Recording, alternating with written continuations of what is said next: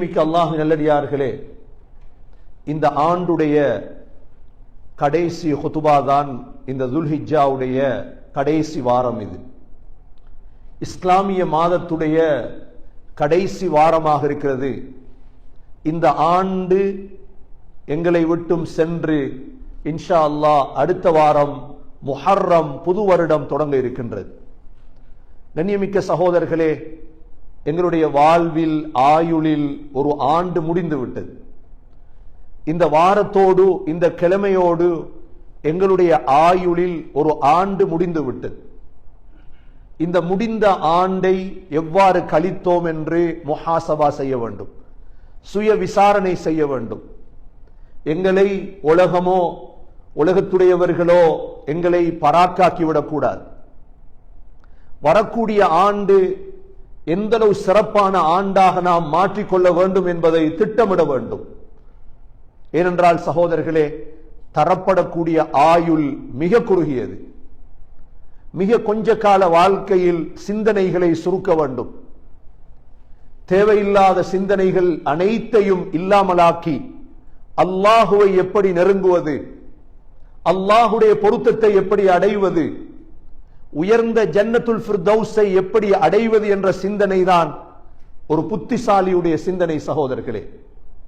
ஆகவே தரப்பட்ட எங்களுடைய இந்த வாழ்க்கை மிக பெருமதியானது.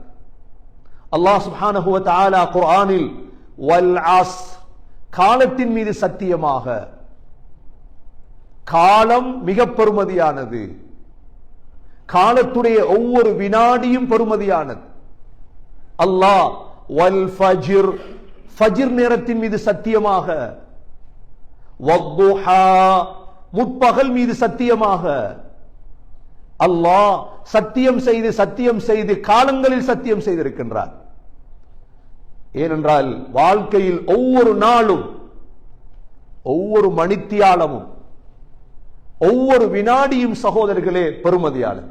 யாருக்கு? பெருமதியாக கழிக்கக்கூடியவர்களுக்கு. பெருமதியாக கழிக்கக்கூடியவர்களுக்கு ஒவ்வொரு வினாடியும் பெருமதியானது. அல்லாஹ் சுப்ஹானஹு வ தஆலா சாதனையாளர்களை குர்ஆனில் சொல்லியிருக்கின்றார். சாதித்தவர்கள் மற்றவர்களை பார்த்தவர்கள் அல்ல. உலகத்தில் சாதித்தவர்கள் யார் தெரியுமா? சாதனையாளர்கள் மற்றவனுக்கு பின்னால் திரிந்தவர்கள் அல்ல. அவன் என்ன செய்கிறான், இவன் என்ன செய்கிறான். சகோதரர்களே, ஒரு நாள் வரும், அந்த நாளில் யோசிப்போம், எனது ஆயுள் முடிந்து விட்டதே. உதாரணமாக 100 ஆண்டுகள் வையுங்கள், 90 ஆண்டுகள், 80 ஆண்டுகள். ஆயுள் முடிந்ததற்கு பிறகு சிந்தித்து பிரயோஜனம் கிடையாது. ஸல்லல்லாஹு அலைஹி வஸல்லம் சொன்னார்கள், புத்திசாலி யார் தெரியுமா? மன் தால உம்ருஹு வ ஹஸுன அமலுஹு, யாருடைய ஆயுள் நீளமாகி அமல் அழகானது. நீண்ட ஆயுள் கொடுக்கப்பட்டார், அதோடு அழகான அமல். நீண்ட ஆயுள் கொடுக்கப்பட்டார், சொத்துக்களை வாங்கினார், செல்வங்களை சேர்த்தார் என்று நபி அவர்கள் சொல்லவில்லை. நீண்ட ஆயுள் தர வேண்டும், அல்லாஹ்விடம் துஆ கேட்க வேண்டும். எதற்காக?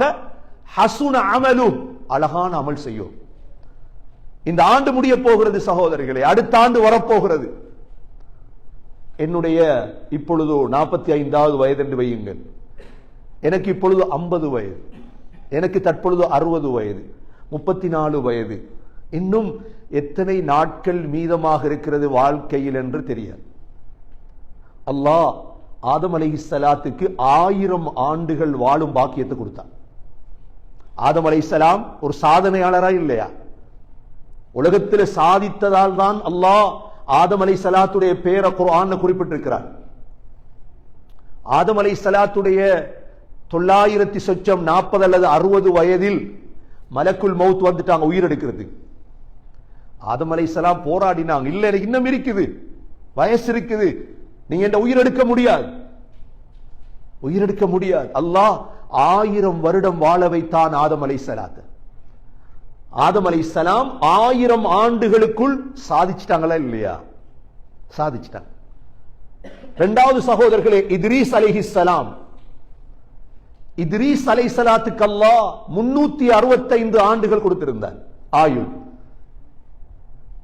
வரஃபஅனாஹு மகானன் அலியா, அல்லாஹ் இத்ரீஸ் அலைஹிஸ்ஸலாத்தை சொல்றான், நாங்க அவர் அந்தஸ்தை உயர்த்தினோம். 365 ஆண்டுகளுக்குள் இத்ரீஸ் அலைஹிஸ்ஸலாம் சாதிச்சிட்டார். அல்லாஹ்வை நெருங்கிட்டாங்க, சொர்க்கவாதி ஆகிட்டார். மூன்றாவது நபிதான் சகோதரர்களே நூஹ் அலைஹிஸ்ஸலாம். நூஹ் அலைஹிஸ்ஸலாமை பத்தி அல்லாஹ் தனியொரு சூரா நூஹ் என்று குர்ஆன்ல இருக்கு. நூஹ் அலைஹிஸ்ஸலாம் தான் வந்த அனைத்து நபிமார்களிலும் நீண்ட கால உலகத்தில் வாழ்ந்தவன். 1050 ஆண்டுகள். எத்தனை வருடங்கள்? 1050 ஆண்டுகள் நூஹ் அலைஹிஸ்ஸலாம் வாழ்ந்தார். இந்த 1050 ஆண்டுகளில் 950 ஆண்டுகளை சமூகத்துக்கு கொடுத்தார். அல்லாஹ் நூஹ் அலைஹிஸ்ஸலாத்தை சாதனையாளராக அல்லாஹ் ஆக்கினார். அடுத்த நபிதான் சகோதரர்களே ஹூத் அலைஹிஸ்ஸலாம். ஹூத் அலைஹிஸ்ஸலாத்துக்கு அல்லாஹ் கொடுத்த ஆயுள் 464 ஆண்டுகள். 464 ஆண்டுகள் ஹூத் அலைஹிஸ்ஸலாம் சமூகத்துக்காக பாடுபட்டு உலகத்தில் ஒரு சாதனை நிலைநாட்டினார்கள். ஒவ்வொரு நபிமார்களுடைய ஆயுளையும் பார்க்கும் பொழுது நாங்க யோசிக்கணும், நாங்க என்ன செஞ்சிருக்கிறோம் இதுவரைக்கும். கடந்த காலம் கடந்தது சகோதரர்களே, இனி அது மீண்டு வராது. இனி எதிர்காலத்தை பற்றி தான் யோசிக்க வேண்டும்.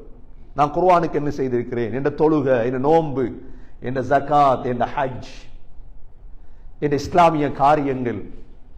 அடுத்த நபிதான் ஹஜ்ரத் சாலிஹ் அலைஹிஸ்ஸலாம். சாலிஹ் அலைஹிஸ்ஸலாத்துக்கு அல்லாஹ் 250 ஆண்டுகள் ஆயுள் கொடுத்திருந்தார். சாலிஹ் அலைஹிஸ்ஸலாம் 280 ஆண்டுகள் உலகத்தில் சாதனை செய்து வெற்றி அடைஞ்சிட்டார்.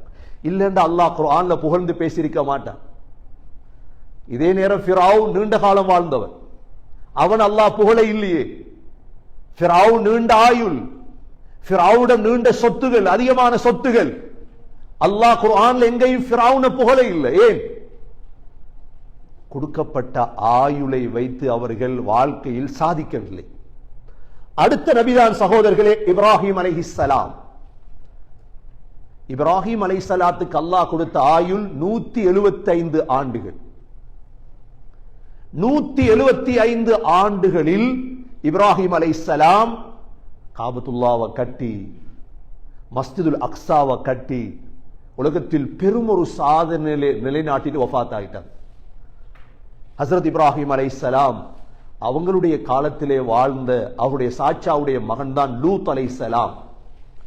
லூத் அலைஹிஸ்ஸலாம் அவர்களுக்கும் அல்லாஹ் அதே ஆயுளை கொடுத்திருந்தார், 175 ஆண்டுகள். லூத் அலைஹிஸ்ஸலாம் 175 ஆண்டுகள் செய்த சாதனை சத்தூம் நகரத்திலே, ஜோர்தானிலே சாதித்தார்கள். அல்லாஹ் ஹஜ்ரத் லூத் அலைஹிஸ்ஸலாத்தையும் குர்ஆன்ல சொல்லியிருக்கிறார். அடுத்த நபிதான் சகோதரர்களே ஹஜ்ரத் இஸ்மாயில் அலைஹிஸ்ஸலாம். ஹஜ்ரத் இஸ்மாயில் அலைஹிஸ்ஸலாத்துக்கு அல்லாஹ் 137 ஆண்டுகள் கொடுத்திருந்தார் ஆயுள்.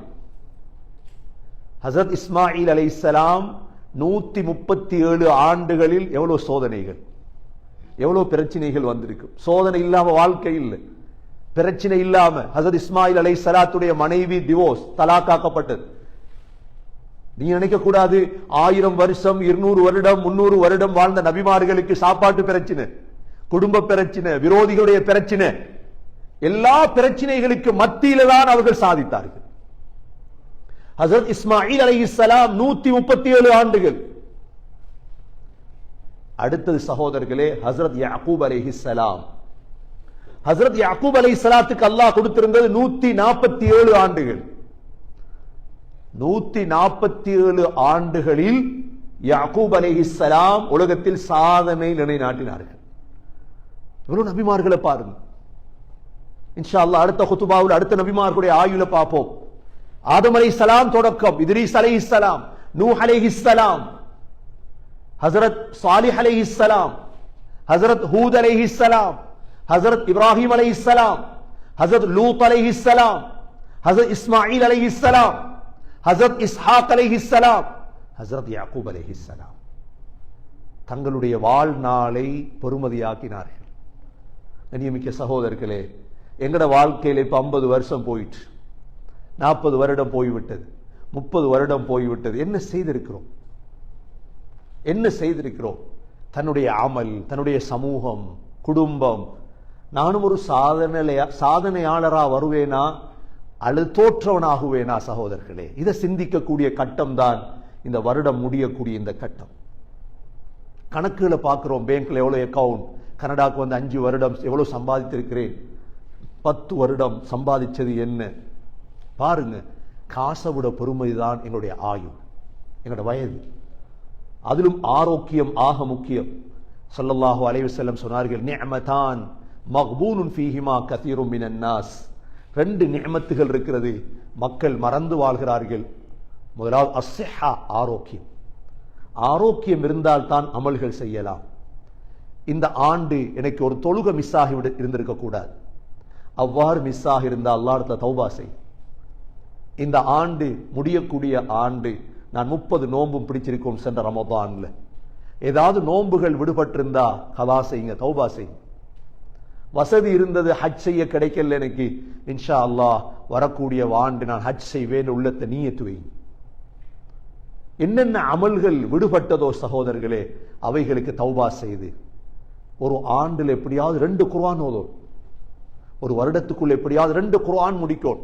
எனக்கு குர்ஆன் ஓத கிடைக்கலையா, உள்ளத்தை ஹிம்மத் வைங்க, நான் இன்ஷா அல்லாஹ் அடுத்த ஆண்டு 2 குர்ஆன் ஓதுவேன். இதுதான் சாதனைகள், இவைகள் தான் சாதனைகள் சகோதரர்களே. ஆகவே காலம் பெருமதியானது, ஆயுள் பெருமதியானது, வயசு பெருமதியானது. மௌத்தானதுக்கு பிறகு எங்களை மையத்தாக்கிட்டுருவாங்க. குடும்பங்கள் சொத்துக்களை பிரிச்செடுத்துருவாங்க, பிள்ளைகள் காசுகளை பிரிச்செடுத்துருவாங்க, மனைவி வேறு திருமணம் செய்து கொள்வாள், பிள்ளைகள் சந்தோஷமாக இருக்கும். நாங்க அமல்கள் செய்யல, கபர்ல போய் நாங்க கவலைப்பட இருக்கிறோம். ஆகவே சகோதரர்களே, எதிர்காலத்தை பிரயோஜனப்படுத்தி திட்டமிட்டு சாலிஹான அமல்கள் ஈமானோடு வாழ எல்லாம் வல்ல அல்லாஹ் சுப்ஹானஹு வ தஆலா நம் அனைவர்களுக்கும் தௌஃபீக் செய்வானாக.